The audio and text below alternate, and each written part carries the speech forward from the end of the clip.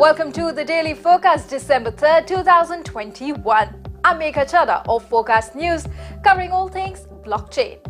Privacy is a key word in the cryptocurrency world. But do you realize how much personal information you are giving away when you show off your latest NFT purchase? We'll take a look at that and a whole lot more coming up. Let's get you up to speed from Asia to the world. Let's kick off with some of the top stories out of Asia today. First up, local financial authorities in Beijing have announced the release of another batch of eCNY coupons to promote adoption of the digital yuan and as rehearsal for the Winter Olympics, which open on February 4th. The Winter Olympics are seen as a key test scenario for stepping towards introducing the eCNY globally, with authorities hoping that the athletes from around the world can use it then. Meanwhile, BadgerDAO, which focuses on bringing Bitcoin to a DeFi, has suffered an exploit with estimated losses of $120 million. BadgerDAO said on Thursday that it had received reports of unauthorized user fund withdrawals and that smart contracts would be paused while the issue was investigated. You can find those stories and more at Forkast.news. Shifting gears now as we enter the world of disintermediation, where we explore how disruption has created new rules of engagement, so how to navigate. To help us out is Adrian Brink, co-founder of Anoma, a sovereign proof-of-stake protocol that replaces money by enabling asset-agnostic cash and championing privacy. Adrian, it's so great to have you with us. Glad to be here. Speaking of privacy, this next issue I bet very few people are even aware of how vulnerable they are. When one discloses they own a certain NFT, maybe a particular CryptoKitty or a Bored Ape, is it just an innocent digital bragging, or are you actually setting yourself up as a target for hackers?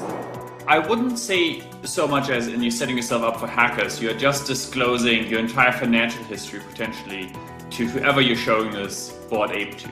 This is an identifiable thing. I look at the ape and I go, well, I know this ape.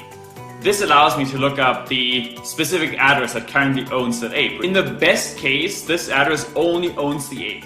But predominantly what actually happens is that people reuse addresses all the time. And so all of a sudden I not only see which ape you own, but also which other NFTs you own, or how much ETH you own, how much ETH you've owned in the past, how many USDC, what kind of trades you do. So how do you make these purchases more secure and frankly keep them anonymous, the way most people believe cryptocurrency is supposed to be? The one thing you could be doing is minimizing the amount of information that the world has about you. So for example, what you could be doing is you go to Kraken and you withdraw some ETH and then use that to a completely new address. Then you use that ETH to buy the NFT that you want to own, and you only use that address for that NFT and nothing else. And it means that only now Kraken knows how much you hold. Well, there you have it. Who would have thought your digital portfolio is out there for all to see? Adrian Brink of Anoma, thanks so much for joining us today and shedding light on this very important issue that we all definitely need educating about. Over in Australia, one firm is looking to use NFTs to raise awareness of mental health issues. The AussieMates NFT project will offer well-being support to owners of its kangaroo-based NFT collection. Forkast News' Lachlan Keller has more from Melbourne, Australia. Much of the world has faced times under varying levels of lockdown over the past couple of years, and the spread of the Omicron variant has raised that threat once again. And globally, collective mental health has been severely impacted, with the OECD reporting that the prevalence of anxiety, depression and mental distress has doubled in some countries. AussieMates is aiming to raise both awareness and funds to address the issue with its Down Under themed NFT series in partnership with mental health non-profit Livin'.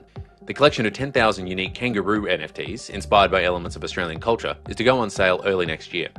After that, owners, known as Down Under Club members, will be able to access Livin's virtual health workshops, resources and early prevention and intervention initiatives. Its Livin' Well program is based on the mantra, "It ain't weak to speak," and aims to break down stigma while encouraging people to seek help. For Forkast News, I'm Lachlan Keller from Melbourne, Australia. And that's the Daily Forkast from our vantage point right here in Asia. For more, visit Forkast.news. I'm Megha Chadha. Until next time.